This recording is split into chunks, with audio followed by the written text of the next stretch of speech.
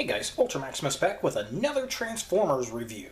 This time we're taking a look at a Robots in Disguise figure, the original Robots in Disguise series, or Car Robots as it was known in Japan, and it's Sky-Byte. Oh, I have been waiting to get this figure back into my collection.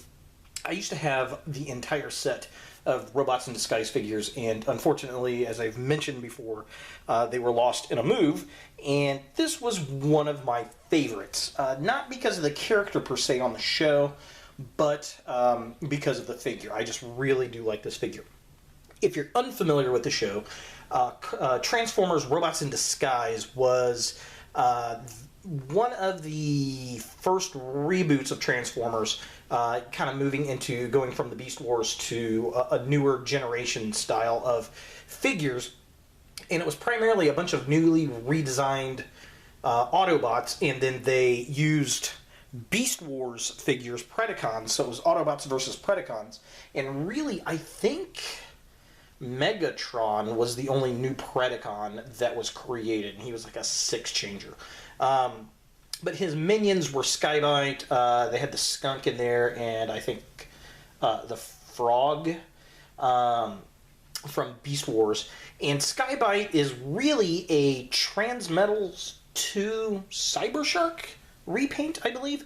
He was originally an Autobot, or a Maximal, I'm sorry, in Transmetals 2, and he had a totally different paint scheme. He was kind of green and gray, and it just really didn't go very well. And they retooled him with a new color scheme and turned him into a Predacon, and it looks good. I really do like this guy.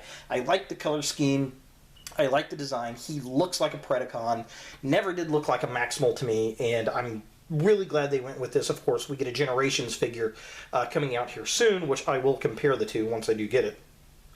But yeah, this guy, and you either love Transmetals or you hated them. And this figure is one of those characters. It's a love-or-hate. There's no in-between. Now, personally, the figure itself I really do like. The character on the show was a little fruity, and he did a lot of Japanese haikus, and he was really kind of weird, and I just... Okay, he was supposed to be the first lieutenant to Megatron. I guess this is the Starscream of Robots in Disguise. And, I mean, the Predacons were just a bunch of boobs, which Megatron ends up replacing with the Decepticons, who are repaints of, well, the Combaticons. And then you get Scourge, who's really our first Nemesis Prime that we get in TV and toys, which was, I believe, a Laser Prime repaint with a tank trailer. I can't recall. I want to say it was a Laser Prime repaint. But at any rate, this was one of the better figures to actually come out. As you can see, he is a shark. Go figure. So, Sky-Byte. Yes, and he is a Transmetal shark, and I do like him. Really great color scheme. I love the pink on the inside and the mouth. You got these really nice shark teeth. His mouth's kind of open up. He's kind of in attack mode. Just beautiful. I love the black that fades into the blue underneath the fins here, and I don't think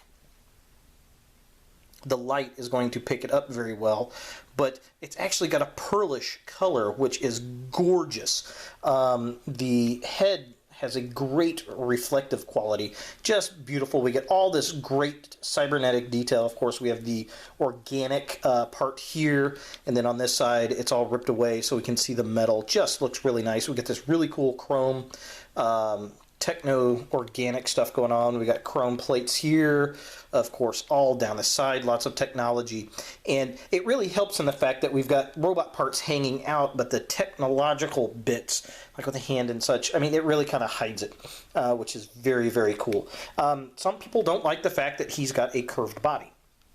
You know, it would have been nice if there was a way to make it more articulated, but this is an older figure, and quite frankly, it's a very dynamic pose, and a pose you would see a shark in, which is very cool. Now, his tail, he's got a couple of gimmicks in this mode.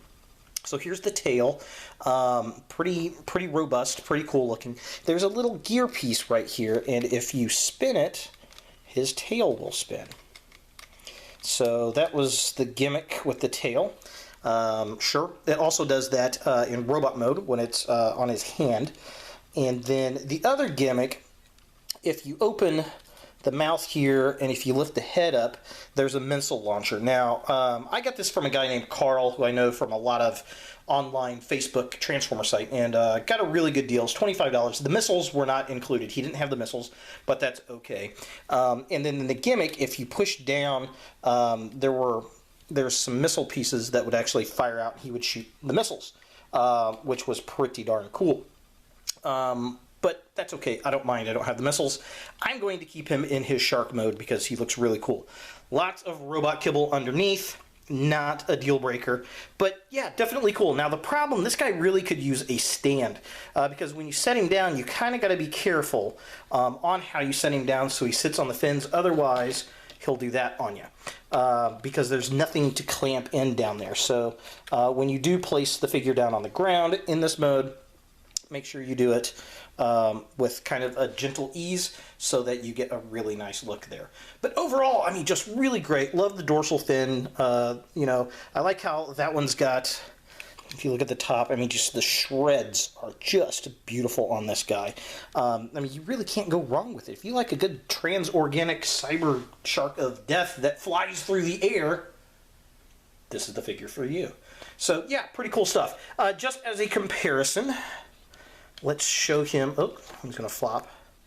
Come on, buddy. Let's show him to his buddy Gilidarte, or this is the Dinobot Slug Age of Extinction repaint for a size comparison. Right here. Let's keep him in picture here. Here he is with Pterosaur, or Age of Extinction Strafe, however you want, whatever you want to call him. And I'll throw him over here just for fun. Here is Bumblebee, Legends class, Generations, with helicopter blades. Why? I don't know. Because it's fun. Whee! Go gadget blades. So yeah, definitely cool stuff. I really do like the figure. It just, something about this. It looks vicious. It looks menacing. It looks Predacon. So let's get him into his robot mode and see what we think.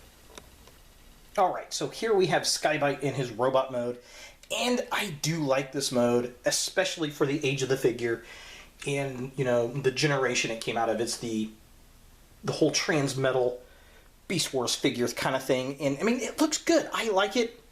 I like how in the Transmetals 2, they were half technological, half organic. In the first Transmetals, the exterior of the beast mode was metal, and then they had organic robots, and the Transmetal 2s were just freak hybrids all around, both in robot and in vehicle mode, or alternate mode, I guess. And this is exactly the same. Looking at him, kind of a close-up real quick. Here's his head sculpt. He's got this gnarly little head sculpt. I love the paint apps around the crest up there, and of course he's got that nice giant shark fin there.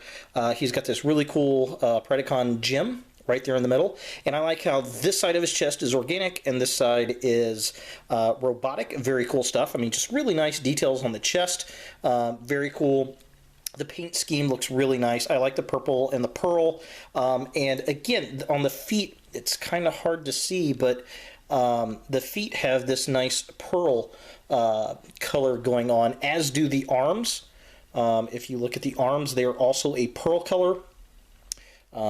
There again, very cool stuff. Now his claw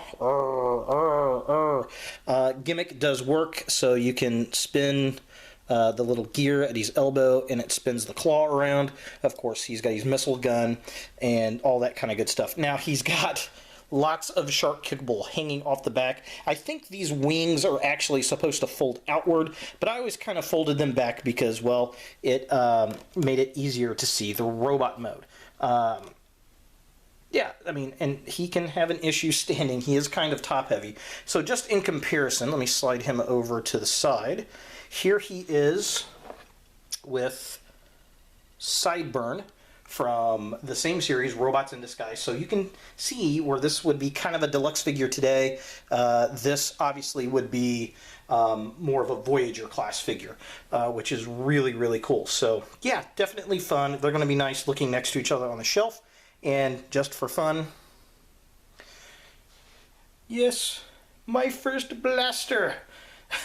So here's Swerve with his little booze tray and his My First Blaster in comparison, so you can see Sky-Byte is a lot bigger. So is this something you want in your collection? If you're a Beast Wars fan, absolutely. This guy is somebody that you really want in your collection. It's a cool figure. It's a much better paint scheme than the Cyber Shark version, which I'll put a picture of Cyber Shark at the end of the video so you can see the difference between the two. So if you're looking for this figure, especially if you're going out and getting the New Generations version, I would recommend seeing if you can find this guy and add him so you've got both sharks.